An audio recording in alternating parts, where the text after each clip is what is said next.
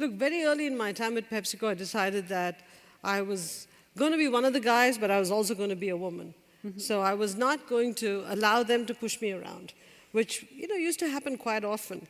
And the second thing is I had two daughters. My first one was about 8 or 9 years when I came to PepsiCo.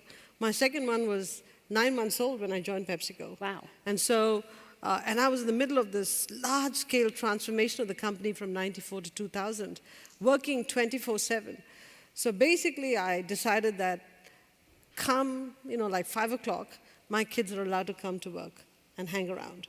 They're allowed to play, they're allowed to sleep in my office, do whatever.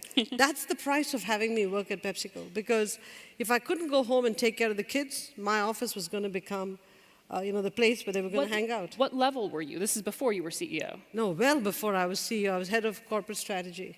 And I was your reporting bosses to the were okay CEO. with that? Beg your pardon? Your bosses were okay with that? Did they have a choice? I mean, look, if you want me, that's the price of having me, all right?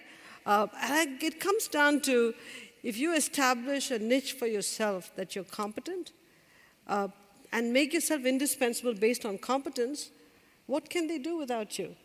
If they didn't want me because they didn't want kids running around, so get somebody else. Get a guy who couldn't do the job as well. So I was okay with that. So if you wanted me, my kids were going to be around. If my kid's school called and said, oh, your daughter's got a sprained ankle, I was going to leave and go to Sacred Heart to look at that sprained ankle. That's the price of having me. And it worked. How much resistance did you get to that? 0.